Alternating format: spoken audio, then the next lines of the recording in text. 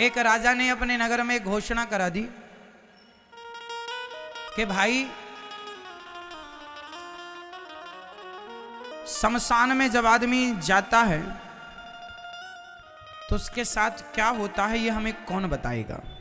ऐसा राजा की जिज्ञासा थी जानने की कि भाई जब आदमी मर जाता है तो उसे, मुस्लिम राजा था तो उसने कहा कि जो दफना दिए जाते, क्योंकि मुसलमानों में तो दफनाने की परंपरा है, तो दफनाने के बाद उसके साथ क्या होता है ये कौन बताएगा।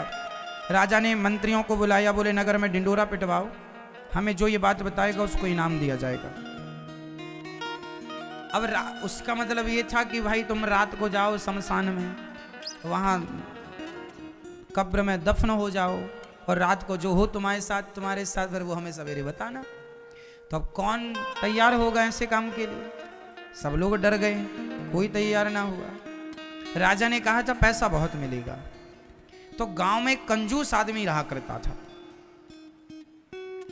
गांव में एक बहुत बड़ा कंजूस, उसने सुना कि मरने से मिलना है कुछ, तो उसने कहा मैं तैयार हूं। कंजूस तो था ही, तैयार हुआ।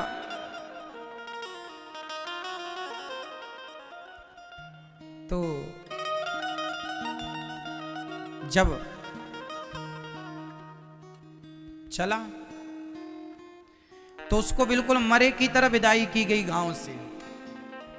और मरे आदमी के ऊपर आप जानते ही हैं कि वो मखाने, मुरमुरा या लाई, जो भी जहां की परंपरा हो वहां बरसाते हैं, मतलब उसके ऊपर फेंकते हैं, मुर्दे के ऊपर। उसके ऊपर भी फेंक रहे थे।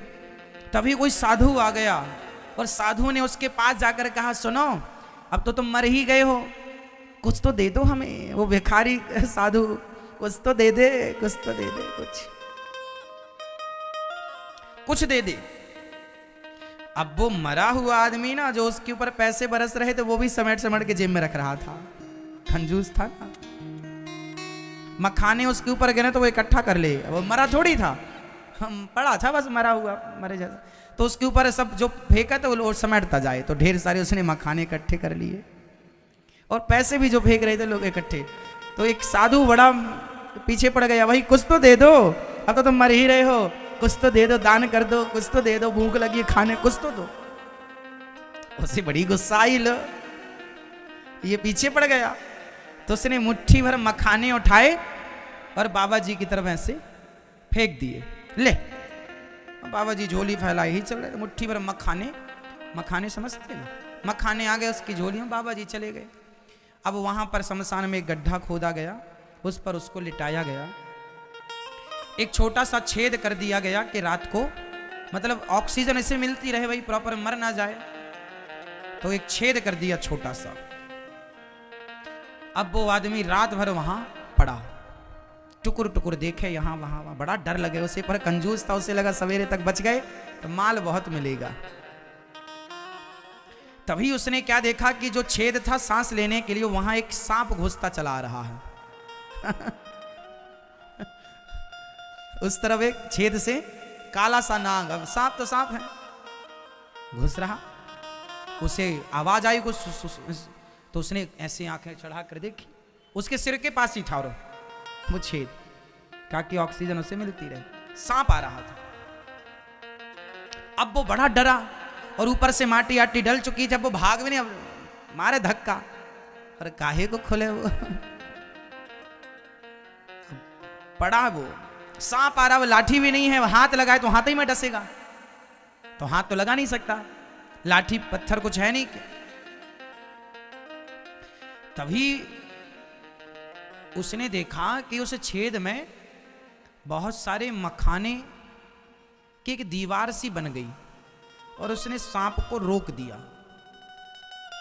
सांप आना बहुत चाहता था, पर वो मखाने ना, सांप ने कुछ फन मार करके मखानों को चूरा भी किया, पर कुछ रह गए। मखाने अपने आप पता नहीं कहां से आ गए और उसके छेद में वो मखाने की दीवार सी बन गई। सांप वापस चला गया। वो आदमी सब देख रहा था, पड़ा पड़ा, उसे मौत नजर आ गई थी सच्ची वाली, मर गए, सांप आएगा डसेगा। लेकिन वो मखाने जो थे ना, वो बताओ वो मखाने की दीवार क्या थी? बताओ। जो उसने एक साधु को मखाने दान दे दिया, बस वही मखाने उसकी मौत को बचाने के लिए मखाने आड़े आ गए और उसकी रक्षा की। इससे अर्थ ये निकला, जैसी सवेरा हुआ खोला गया और वो राजा के पास गया। राजा ने कहा तुम बताओ क्या अनुभव किया? उसने कहा वो सब बाद में बताऊंगा। उसने कंजूस था, उसने कहा पहले सारा दान करने दो। उसने सारा घर में जितना उसने जमा रखा था, दीमक लग रही थी, उठा उठा के दीन दुखियों जरूरतमंदों को दे दिया। राजा ने कहा ये क्या कर रहा है, क्या सीखा तूने उस शमशान में? बोले यही सीखा कि हम जो इकट्ठा कर रहे हैं वो हमारा नहीं है, जो हम दे रहे हैं वही दिया हुआ हमारे आड़े आकर के वही हमारे काम आएगा। इसलिए उसने देना स्टार्ट किया। इसलिए दिया हुआ दान, गिलास भर पानी भी यदि आपने किसी को पिलाया होगा तो वह उस पानी का पुण्य भी मिल करके रहेगा। आपने किसी को ना चाह करके भी एक रोटी और अचार खवाया होगा तो वह भी पुण्य आपको मिल के रहेगा। इसलिए दानम दुर्गति नाशनम, शास्त्र कहते हैं दान करने वाले व्यक्ति की कभी दुर्गति नहीं हो सकती। दिया हुआ दान उसकी रक्षा करता है, आड़े आता है।